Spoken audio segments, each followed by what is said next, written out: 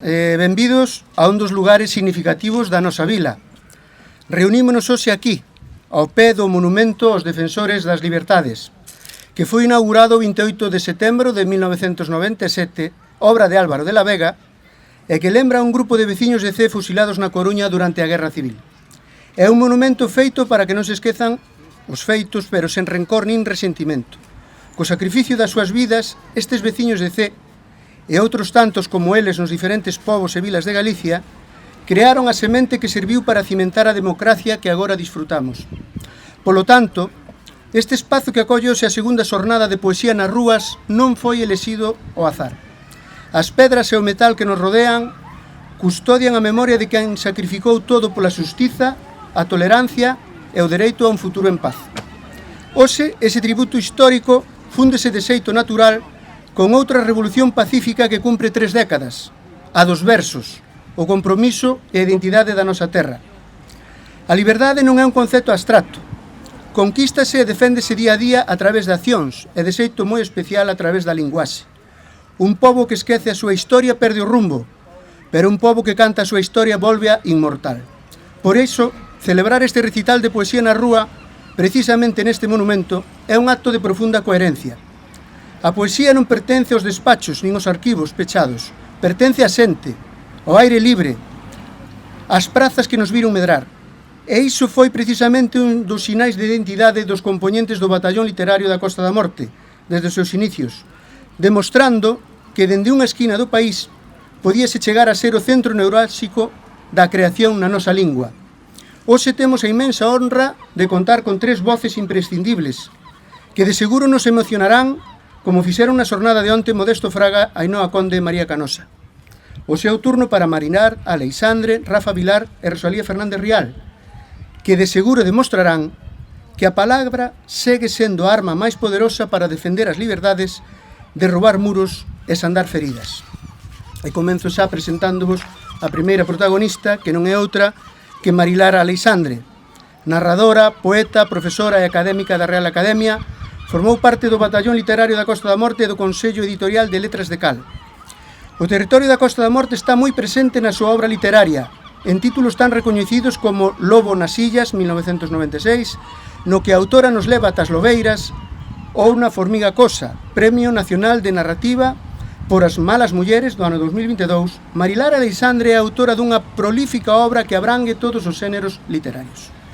Destacan os libros Expedición do Pacífico, Premio Merlín e da Crítica de Galicia, de 1995, Unha presa de terra, do 2001, O Coitelo en novembro, 2010, A banda sen futuro, 1999, ou A cabeza de Medusa, entre outros.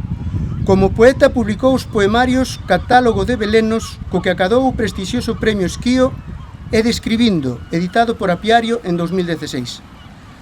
Socia de honra da Asociación de Escritores en Lingua Galega, en 2017 ingresou na Real Academia como académica numeraria co discurso Voces termando da paisaxe galega, no que a Costa da Morte e o propio Batallón Literario están moi presentes. Moitas gracias, quedades con Marilar Aleixandre.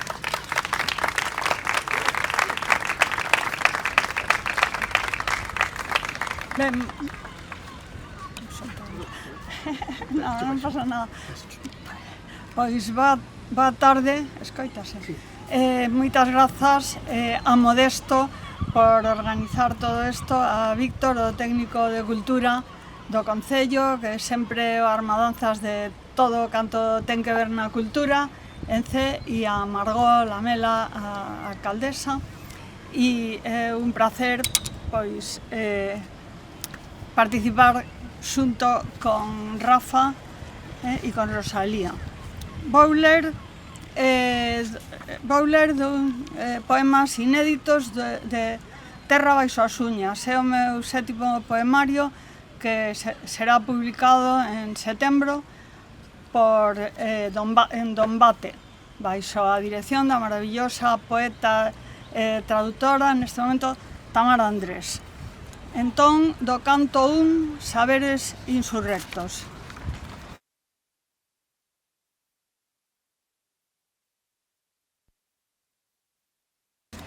Dobre gume. Escritura, afiada ferramenta do eu. na escritura abríndome vulnerável. Escribo contra o corpo.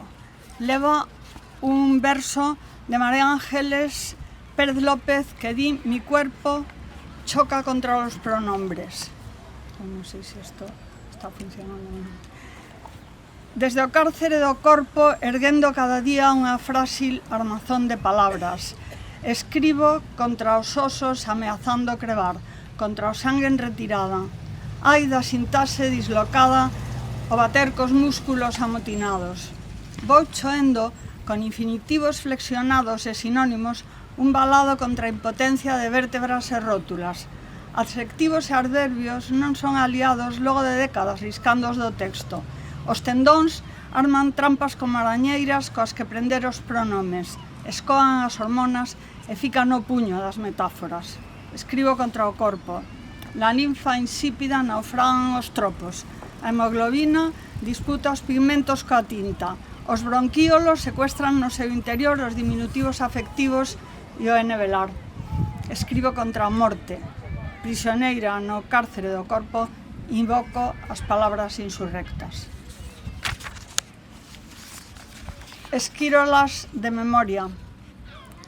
Gárdate delas. Esquírolas de memoria. O seu desapiadado houme pode abrirte en dous as entrañas. Segundo canto, entre vías e outros arrabaldes, e este segundo e o terceiro canto están escritos en paralelo á novela As bocas cosidas, que é sobre o meu tío Antonio, guerrilleiro, que foi asesinado pola Garda Civil en 1947.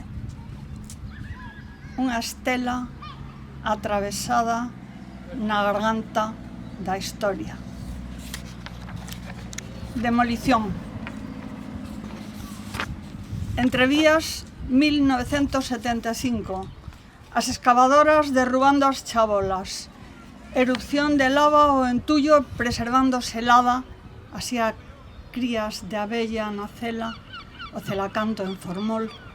Vida en metamorfose ou extinta. Como a cinza do Vesubio, a doupa da escavadora colle por sorpresa os desafiuzados. Non puideron recoller as moedas na caixa de chatolas, as casetes de flamenco, os poucos trebellos. Baixón friso de plástico no cuarto dos nenos, o teu cuarto, a excavación revela os xoguetes. Un indio co seu tomahawk. Tal vez o único heroe que podía defenderte do avance da excavadora. Perseguíate en soños a demolición, o rumor incesante da excavadora. Acordaches en Nablus. Silva escura o teu nome na lingua. Este poema foi escrito despois dunha visita á escavación da aldea de Silva Escura, en Soutelo de Montes, que forma parte da tese de Cristina Incio del Río sobre aldeas abandonadas no século XIX. Visitei Silva Escura un luz de agosto. Esa noite, dormida ou desperta, soñei ser a última muller que abandonaba a aldea. Mudando en Sal. Non podo volver a cabeza. Mirar a casa que quedou atrás. As vagoas anúbranme a vista, atravesan a miña pel mudándome en Sal. Silva Escura, miña terra, se me apartan de ti, murcharei como árbore derraigada. No monte en Mancomún, o chamol, as follas caídas desfacéndose en branduras, arroupábanos contra o desacougo. En Mancomún. Eu recollendo leña. Homes foranos chantaban marcos, cuspindo palabras incomprensíveis, expropiación, mans mortas, baldíos. Morta Mancomún. Agora un dono na outra banda do Candán. Decreto de desamortización 3 de maio de 1855. Declárase en estado de venda todos os predios pertencentes a propios e comuns das vilas e calquera outros que pertenzan a mans mortas. 2. Roubáronnos a nosa morte. As fillas naceron na casa, cantábamos, ferver auga, cortar o cordón, soterrar os meniños que nacían mortos a carón da porta a resgardo da chuvia, na sombra do tellado de colmo ou dentro da casa connosco. As arqueólogas non encontraron osos. A acidez dos solos galegos, pH menor de 5,5, aplícase con devoción a desintegrar esqueletos. Todos naceron na casa.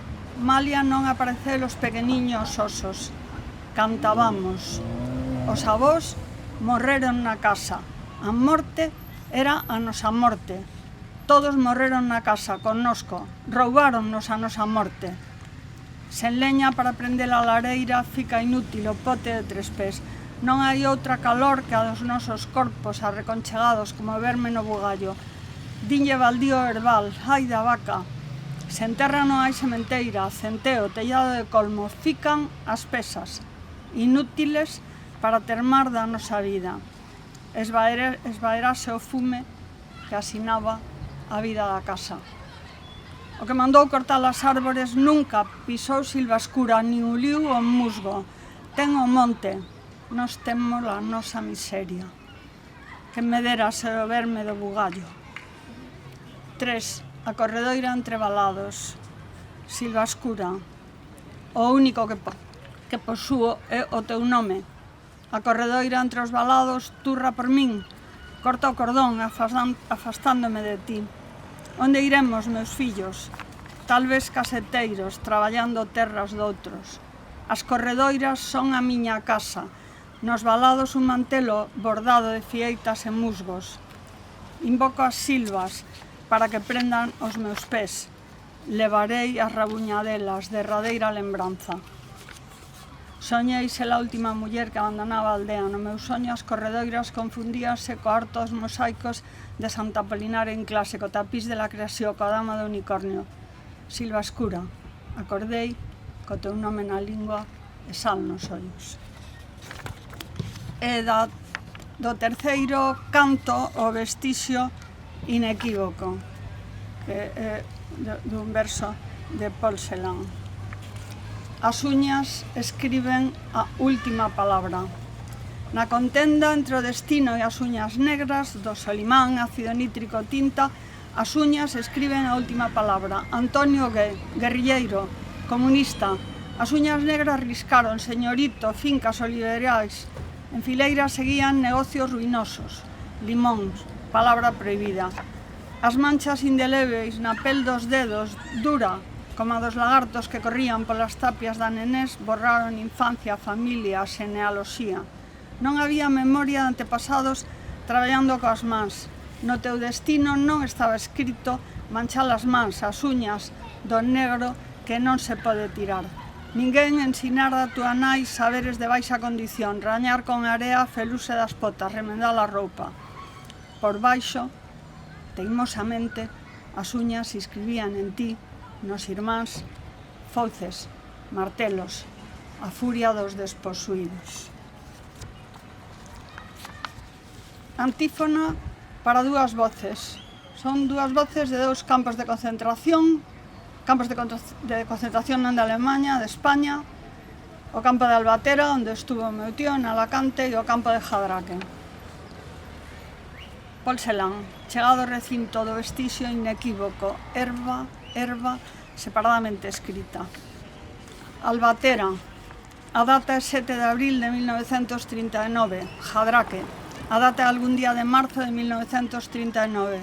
Albatera, 48 horas despois apareceron os piollos en todos os corpos. Jadraque, ao pasar baixo as aciñeiras prendíanse os carrachos. Fálase de carrachos nun poema. Albatera, martes 11 de abril, un bote de lentellas cocidas e unha culler para 4, cada un 3 culleradas. Jadraque, tiñamos que comer coas mans. Albatera, mércores 12, xoves 13, venres 14, non comemos nada. Jadraque, mércores fame, xoves fame, venres fame. Albatera, dormíamos a intemperies nos barracóns, as chinches sangrábanos. Jadraque, os tobos fechados nunha cerca, arame de espiño comojando. Albatera, a quen ya estaba seca, comíanos a sarna. Jadraque, vivíamos entre o lixo. Albatera, uns a outros espiollábamonos soñando as mans da nai. Jadraque. Das latas fixo el canecas para comermos. Albatera. Un diario escrito a lápis que auga non borra.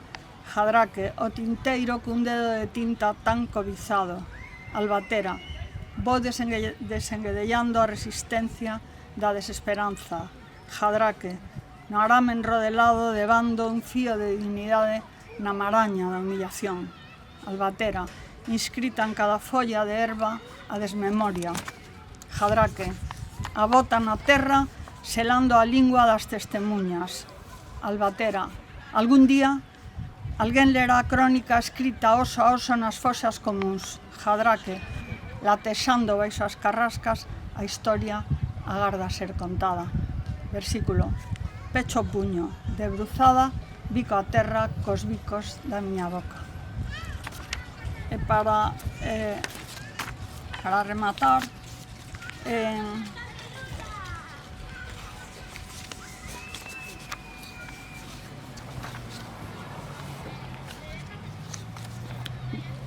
porque teño algún máis, pero vou ler un poema que non é deste poemario, sairá máis adiante, un poema que está dedicado a Manolo de Fisterra. Foi escrito despois dunha visita ao museo e está, se entrades no YouTube de Alberto Pombo, veredes un videopoema que fixo el. Un peixe é un peixe é un peixe. En cascar redes de algodón, as redeiras de Fisterra escriben tratados de química no branco encaixe das redes. A casca de pino coce no caldeiro, flúe a resina cor de mel. A noitiña as redes dormen no pío a encascar. Sen saber os nomes, terpenos, ácidos resínicos, trementina, coñecen o pensamento das sardiñas. As redes novas brillan na auga como leite na canada. As sardiñas desconfían. En cascada, a rede confúndese coa noite.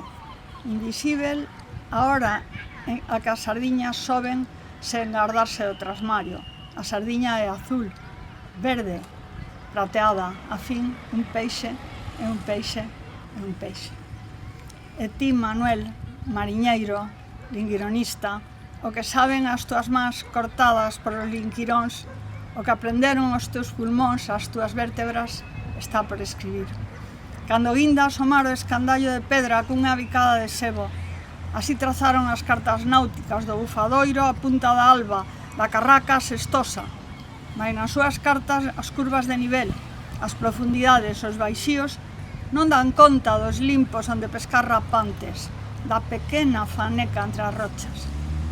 A xente non sabe comer fanecas, cren que hai peixes en espiñas. Un peixe é un peixe é un peixe. Segredos que revela o escandallo a quen sabe descifralos. Moitas grazas.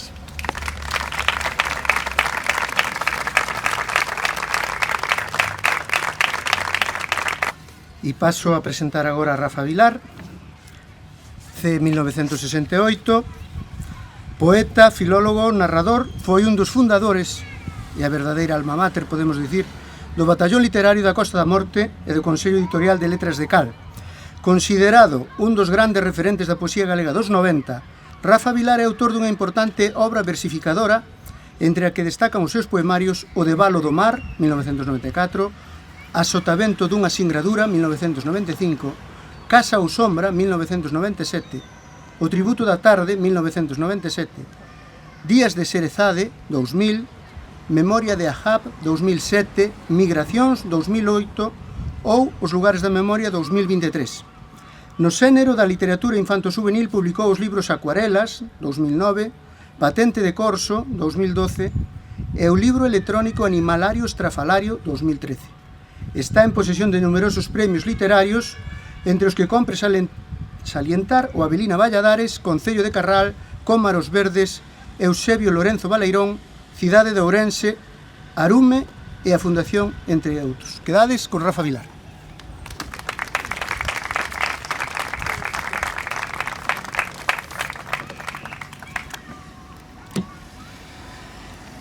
Ben, boas tardes, casi noites, vamos camiño da noite. Eu son daqui, desta raíz de nogueira que fende o mar, desta carriza orientada ao inverno, desta néboa. Son daqui, sombra dos días que andei tan só. Daqui, lento veleno na gorxa mortal. Os meus restos son esta casa de espellos mudos que me crean. Reitero o saúdo, moitas grazas pola vosa presenza. Para min é hoxe un privilexio estar aquí. Resulta tamén emocionante, non? Comecei con ese poema que, de alguma maneira, reivindica o que eu son, reivindica as miñas orixes, que están e estarán sempre aquí. Quero comezar cun poema que se titula Casallo, que necesita, ten unha pequena intrahistoria, necesita unha explicación. É un poema en dúas partes e conta unha historia. A historia é a seguinte: na cidade da Selva, no monte de Casallo, uns arqueólogos estaban traballando no que se coñece como a cidade da Selva, que era un antigo zona onde se xuntaban a guerrilla antifranquista de finais dos anos 30 e 40. Aí houve resistencia, foi un campamento na que chegaron a pasar miles de guerrilleiros, falase de 3.000. O curioso é que facendo esa escavación arqueolóxica descubriron nunha desas covas onde se esconderon estes guerrilleiros que defendían a democracia, a liberdade e os dereitos, descubriron unhas pinturas rupestres de máis de 5.000 anos. Eu quixen neste poema xuntar as dúas historias, a da loita dos guerrilleiros antifranquistas e a das pinturas rupestres de hai 5.000 anos. Todo eso en Casallo, non moi lonxe de aquí, a 150 km, 200. Casallo. Arde a noite nun tronco partido e asoman sombras bailando. Uns dedos manchados debuxan na parede engurrada os traballos e os días. Liñas que se cruzan e contan e cantan aquel tempo invisible. Animais fugaces, os silencios do medo e a esgazadura. Milleiros de anos despois, esas vidas volven enterradas na chuvia. E a segunda parte: en nosos ruídos a noite violenta e o seu incendio, somos rostros fuxitivos que se agochan do inverno e as súas mancaduras. Nas mans trementes, o fío vermello das cicatrices da historia. Volvemos os ollos ás paredes rotas e vemos aqueles trazos, aquela mensaxe extraviada na pedra que nos sacude. Fora, a néboa trai disparos xordos. Dentro somos pobo que resiste vertical nas raíces secas. Que mellor sitio que esta praza para ler este poema. Esta praza tamén é esa memoria democrática. Somos un pobo emigrante. Eu penso na miña familia, sin remontarme máis que 3 ou 4 xeracións, e penso en Cuba, penso en Argentina, penso en Brasil, penso en Inglaterra, penso en Suiza, penso na xeración dos meus irmáns en Canarias. Somos un pobo emigrante. Hoxe estamos tamén recibindo emigrantes. Bueno, xa sabemos como se estamos recibindo, non? Este poema fala deso, de como son as migracións hoxe, desa xente que morre intentando entrar polo Mediterráneo buscando unha vida mellor, é dicir, buscando poder vivir.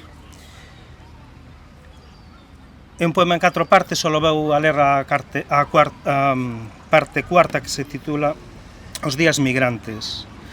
Camiñamos, estranxeiros e exhaustos, sobre as aguas escuras dun mar que fuxe da súa propia escuma e da nosa soidade devastada.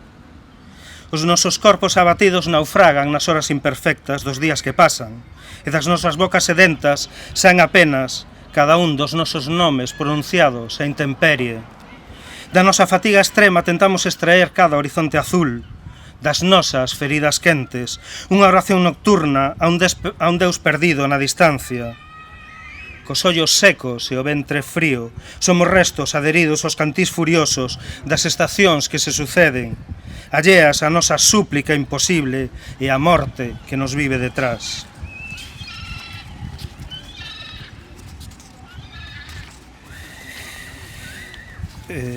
A semana que ven, creo que o día 12, non creo, o día 12 é un eclipse, seica total. Eu tiña un poema que vos vou ler que se chama Descripción dunha eclipse. O que conta o poema é o que eu penso do que é escribir. E por que eu comparo escribir cunha eclipse?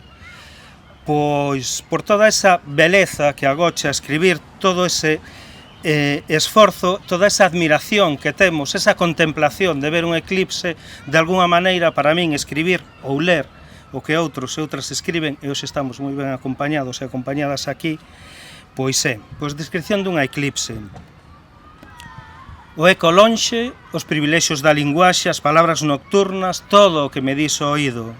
Do silencio buscas extraer o rastro da soidade como cómplice necesario, e toda a escrita son riscos de pel. Agóchaste baixo as sombras do paraíso. Son tempos feroces de incendiar a gorsa ata o solpor. Entre os materiais gastados, unhas notas rápidas e ollada miope. Todo o que escribas será utilizado na túa contra. O que berres valerá de testamento perdido. O que cales, en cambio, iniciará a revolta. E como unha catástrofe natural acontece o poema. Sen aviso, sen apenas sinais, esquivo as luces centinelas, aparece. Oculto na súa cuncha esmeralda, xorde un día e encóntranos, hóspedes desa eclipse furtiva e lenta. Un poema breve titulado Fábula do arqueólogo e o poeta. Estamos nun período en que vemos que o noso país está sendo sometido a diferentes agresións con minería extractiva, con industrias contaminantes, etc. Este poema creo que fala deso, inda que foi escrito algúns anos, defendía a terra, porque nos vimos dai e somos eso. Fábula do arqueólogo e o poeta. Cas súas longamente adestradas mans, escarabellando a negra terra, o arqueólogo fixo emerxer a voz e dictaminou: aquí hai o rastro dun país. Casgazada a voz, casi perdida, e os ollos extraviados no horizonte, o poeta concluíu a súa razón desesperada: aquí hai o rastro dun país e somos nós. Xa o último poema titúlase De Dosinda ás mans. Bueno, chámase Dosinda, pero esta Dosinda hoxe seguramente teña nome de muller latinoamericana sin prácticamente dereitos que se encarga dos cuidados en moitas casas, moitas veces sin contrato nin nada. Pois esa Dosinda, isto conta a historia dunha Dosinda que vemos hoxe nas nosas vilas, nas nosas cidades, e que digo, como digo, é a que fai os traballos descuidados, moitas veces mal pagos e sen dereitos. O poema titúlase De Dosinda ás mans. Subindo a costa, o gris autobús semella tusir arrastrando a cara os arrabaldes da cidade, e ali ve como rompe un novo día para o seu corpo canso e invisible, un corpo no que se recoñecen as cicatrices do traballo e da noite. A casa aparece como unha balea deforme na escura mañá que se repite lenta. Están ali, como agardando polas mans dela, necesitada deses dedos frenéticos que aloumiñan 5 días a semana. Cuartos de baño, comedor, cociña e as dormidas estancias escaleiras arriba son testemunhas febrís dos seus pasos apurados pola casa. Cada cousa no seu lugar. E ese olor a limpo que impregna os corredores, nos que só a súa sombra se abanea zigzagueante e sometida ao reloxo dun novo día se repetir feridamente. Os vidros das fiestras fanse espellos para ese tempo seu arrebatado e brillan contra o gume do mediodía unha vez máis, como celebrando que outra vez a chuvia cae, danzando sobre o tellado da casa. Un dos cadros que alumea o salón parece querer despendurarse de si mesmo, fuxirse cadra para a quietude dun museo, entregarse a unha ollada tenra, como a dela, como a de Dosinda, deténdose nas flores sedentas daquel terrible outono. Desordenada aínda a roupa agarda por un xesto seu e é novembro. Novembro desafiando as costuras dese corpo batido polo cansancio e tanta soidade.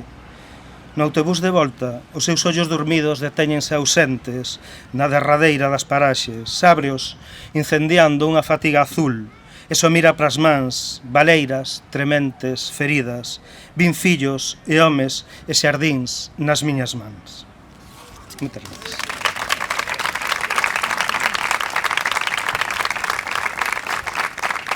E seguimos, e agora é o turno para Rosalía Fernández Rial, nada en Musía en 1988, Escritora, profesora de música galega, forma parte do grupo musical Chicharrón.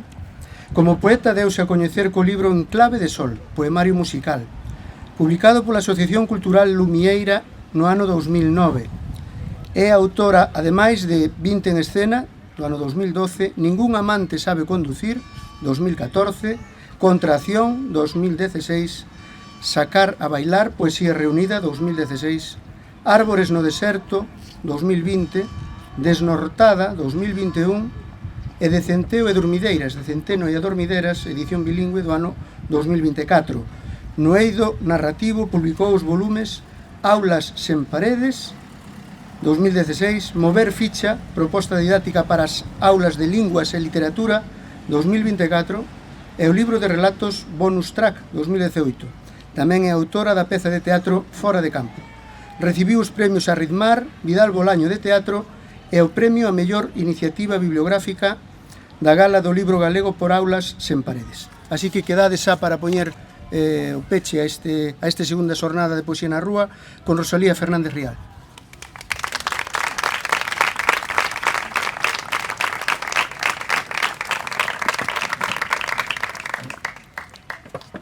Veño da fin do mundo, coa cabeza aberta e as mans cheiñas de paxaros.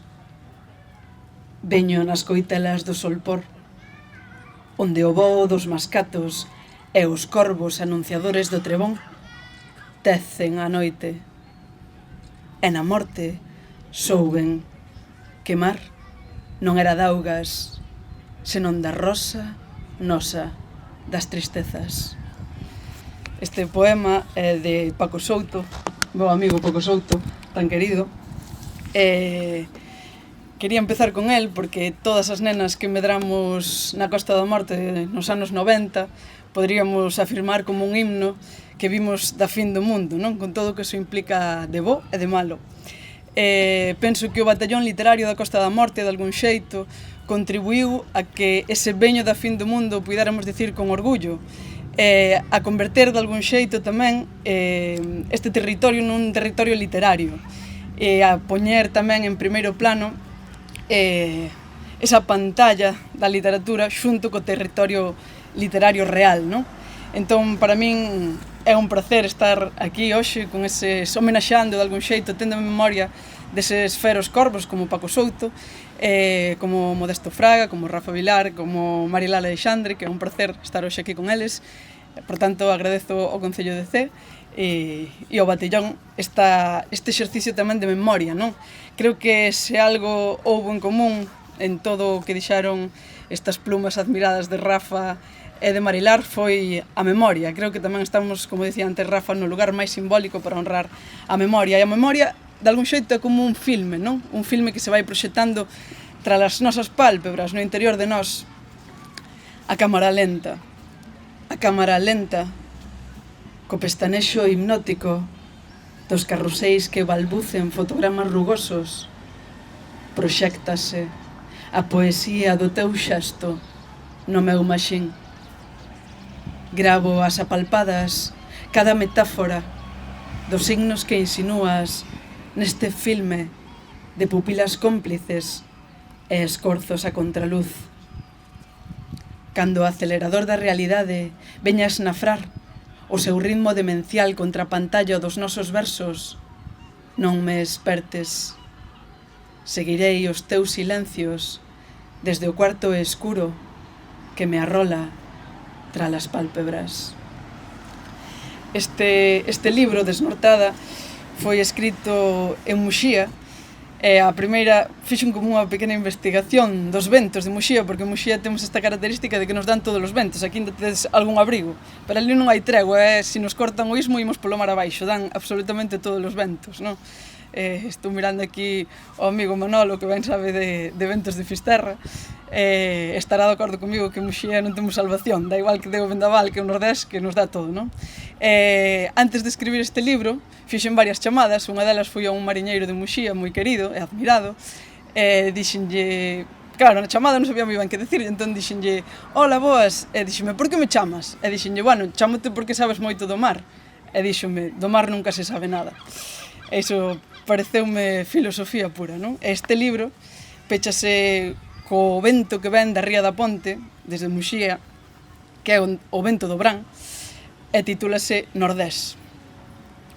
Cando trincas as arestas do meu nome, os nosos beizos abrazan as as relampo dos faros. Pronúnciasme e alustra o meu cráneo o voo dos tombos en lingua ardora. Ao achegarnos, cegamos trebóns. Tócasme, e unha marea de pela tragou a nosa voz. Musicámonos. O nordés que xemes sega á fenda pola que rompe augas a morte da palabra. E, como dicía antes, se nos cortan o istmo, Muxía converteríase nunha illa, e de Centeo e Durmideiras é un poema escrito en diferentes illas.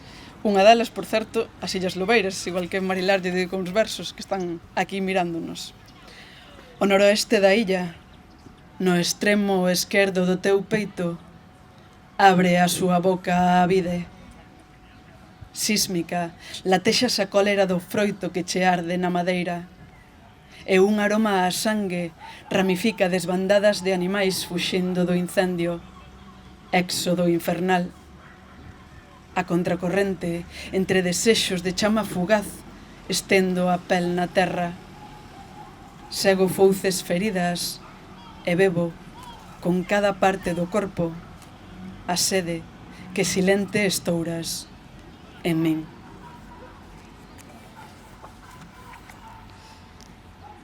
No envés da illa, oscila ao lado salvaxe do teu rostro, niño de pestanas.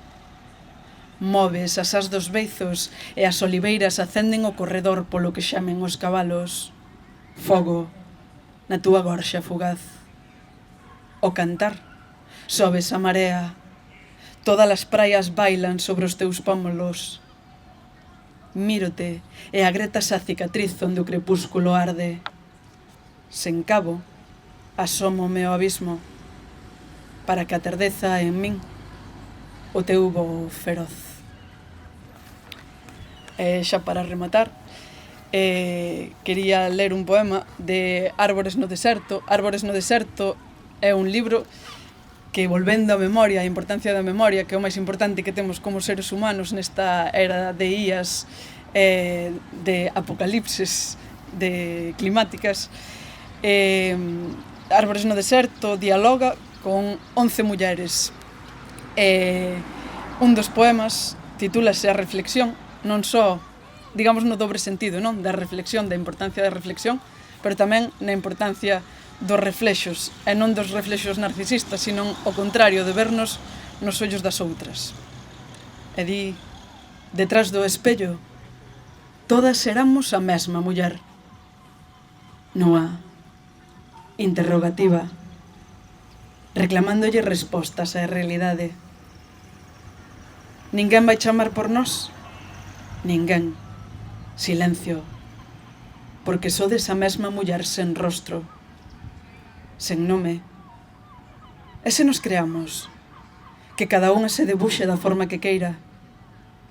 E foi así como demos a luz aos nosos lenzos, soñando pincel, imaginando cores, a grande escala.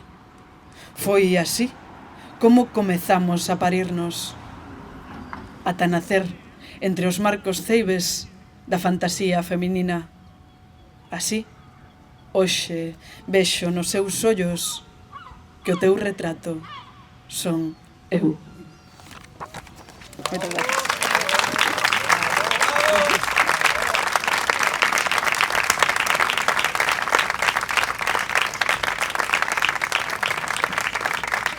Bueno, vai dicinos unhas palabras agora Margot para acabar. Eu solo lembrarvos que mañá ás 8:30, mesma hora, estaremos na Plaza Quete Quintana con un elenco de luso, como non podía ser outra maneira. Tengo que mirar a chuleta, pois son tantas cousas que quen está mañá. Mañá está María Lado, David Creus e Saime Trillo. 8:30, Plaza Quete Quintana.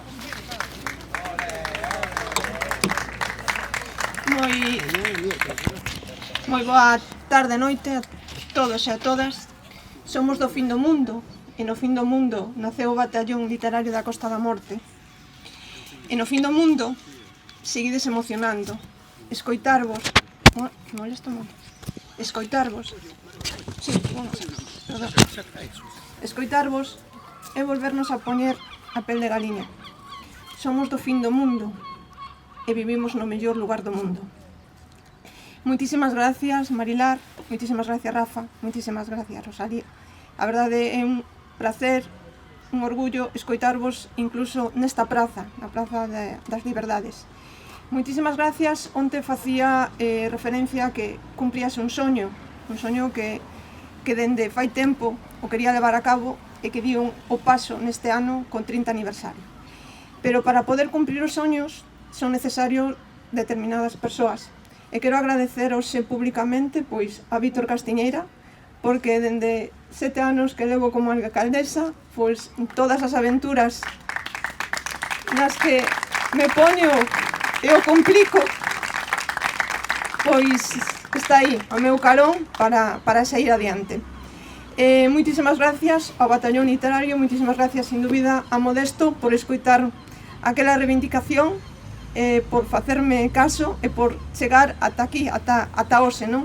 E quero tamén dicir que cando fun á Diputación da Coruña a solicitar unha subvención para poder facer isto, a verdade é que a acollida foi espectacular e foi a primeira vez que ao sair da Diputación collín o coche e a mitad de camiño xa me estaban chamando para dicir que sí. Entonces eso é tamén de agradecer e de recoñecer e que evidentemente sodes valorados en todas as administracións. Moitísimas gracias, de verdade, mañán máis. Moitísimas gracias.